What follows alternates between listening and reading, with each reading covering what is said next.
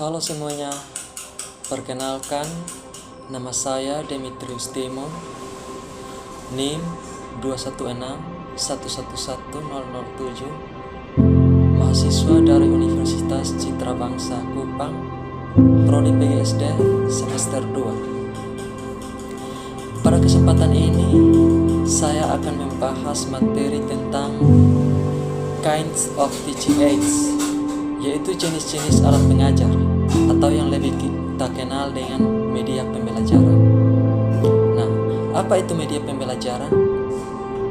Jadi media pembelajaran di sini adalah alat yang digunakan dalam proses pembelajaran untuk menyampaikan pesan, ide atau gagasan untuk menarik perhatian dan minat belajar siswa.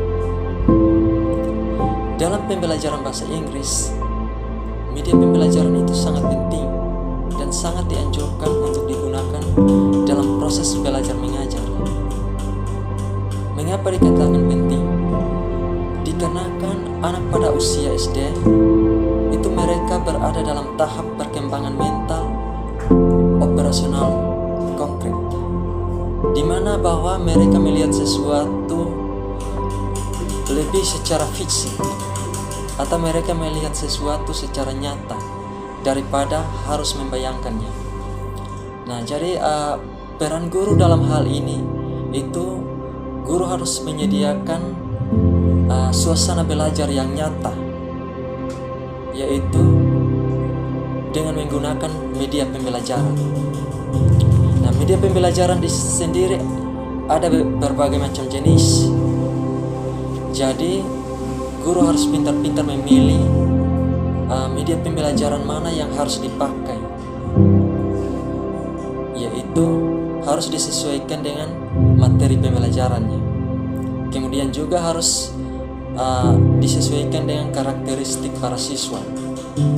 Dan juga guru sendiri harus menguasai, harus tahu menggunakan media pembelajaran yang ingin digunakan sebagai bantuan dalam proses belajar mengajarnya. Nah, pada kesempatan ini saya akan membahas kurang lebih ada 10 jenis media pembelajaran yang dapat digunakan dalam proses pembelajaran, terutama pembelajaran bahasa Inggris di sekolah dasar. Media yang pertama adalah media audio. Jenis media pembelajaran yang pertama ini fokusnya pada keterampilan mendengar. Jadi sesuai dengan namanya, maka fungsi dari media ini adalah untuk menyalurkan suara atau pesan dari sumber ke penerima pesan. Dengan menggunakan media audio ini akan melatih kegiatan pengembangan keterampilan, terutama yang berhubungan dengan aspek-aspek keterampilan pendengaran. Kemudian bisa melatih daya analisis siswa. Contoh media audio yaitu radio, tape recorder, telepon, dan lain sebagainya. Media yang kedua adalah media visual. Kalau media audio mengandalkan indera pendengaran, maka media yang satu ini memfungsikan indera penglihatan, karena media ini tidak mengandung unsur suara. Media pembelajaran visual ini sangat penting untuk digunakan sebagai media pembelajaran, karena media ini mampu menampilkan apa yang dipelajari secara nyata. Jadi siswa tidak perlu lagi membayangkan fenomena-fenomena yang ia pelajari. Begitupun halnya dengan guru. Guru tidak perlu lagi bersusah payah atau tidak perlu lagi kesulitan untuk menunjukkan maksud dari yang ia sampaikan. Media yang ketiga adalah media visual diam. Media visual diam adalah salah satu jenis dari media visual tadi. Disebut media visual diam karena media ini hanya menampilkan gambar yang diam atau gambar yang tidak bergerak. Contoh media visual diam misalnya foto, ilustrasi, gambar pilihan dan potongan gambar, film bingkai, film rangkai, OHP,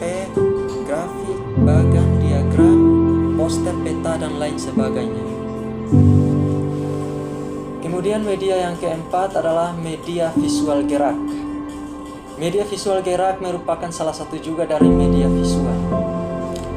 Yang membedakannya dengan media visual diam adalah menampilkan gambar-gambar proyeksi bergerak seperti film bisu dan lain sebagainya. Media yang kelima adalah media audiovisual. Berbeda dengan media-media sebelumnya, media audiovisual dapat melibatkan indera pendengaran maupun indera penglihatan. Karena media audiovisual ini dapat menampilkan gambar sekaligus suara. Kemudian yang keenam adalah media audio visual diam. Ini adalah salah satu jenis dari media audiovisual. Media audiovisual ini dapat menampilkan suara dan gambar diam. Contohnya film bingkai suara, film rangkai suara, dan cetak suara. Kemudian yang ketujuh adalah media audio visual gerak. Yang membedakan media ini dengan media audio visual diam adalah media ini mampu menampilkan gambar-gambar yang hidup atau gambar-gambar yang bergerak seperti film suara, gambar suara, dan lain sebagainya. Jadi media audiovisual sangat penting untuk digunakan sebagai media pembelajaran, terutama pembelajaran di sekolah dasar, di mana media ini akan mampu membangkitkan semangat siswa ketika mereka merasa capek, bosan, ataupun mengantuk. Karena dijamin anak SD, kalau mereka dikasih nonton video, maka mereka akan lebih senang ketimbang mereka harus mendengar penjelasan dari guru. Tapi yang pasti, video atau film-film yang dipertontonkan pun harus bermakna pendidikan, yang harus mendidik dan memotivasi siswa agar terus dan terus belajar. Untuk itu, media pembelajaran audiovisual sangat cocok dipakai pada saat jam-jam di siang hari, jam-jam mengajar di siang hari. Karena pada saat itu suasana pasti akan terasa tegang, karena rasa capek, bosan, dan mengantuk sudah mulai muncul. Karena itu seorang guru yang mengajar di waktu-waktu siang itu sangat disarankan untuk menggunakan media pembelajaran ini, media pembelajaran audiovisual gerak. Karena jika tidak menggunakan media pembelajaran ini, maka pembelajaran di kelas pasti akan terasa pasif. Karena itu harus menggunakan media ini agar proses pembelajarannya bisa berlangsung secara aktif. Yang kedelapan adalah media serbaneka. Jenis media pembelajaran serbaneka merupakan suatu media yang disesuaikan dengan potensi di suatu daerah, di sekitar sekolah atau di lokasi lain, atau di masyarakat yang dapat dimanfaatkan sebagai media pengajaran. Contoh jenis media pembelajaran serbaneka diantaranya adalah papan tulis, media 3 dimensi, realita, dan sumber belajar pada masyarakat. Yang kesembilan adalah gambar fotografi. Gambar fotografi diperoleh dari beberapa sumber, misalnya dari surat kabar, lukisan, kartun, ilustrasi. Foto yang diperoleh dari berbagai sumber tersebut dapat digunakan oleh guru secara efektif dalam kegiatan belajar mengajar dengan tujuan tertentu. Terdapat 5 macam gambar fotografi yang harus diperhatikan, yaitu yang pertama, gambar fotografi itu harus cukup memadai. Yang kedua, gambar-gambar harus memenuhi persyaratan artistik yang bermutu. Yang ketiga, gambar fotografi untuk tujuan pengajaran harus cukup besar dan jelas. Yang keempat, validitas gambar. yaitu apakah gambar itu benar atau tidak. Kemudian yang kelima, memikat perhatian anak. Ini cenderung kepada hal-hal yang diamatinya, misalnya binatang, kereta api, kapal terbang, dan lain sebagainya. Kemudian media pembelajaran yang terakhir, yang ke-10 adalah peta dan globe.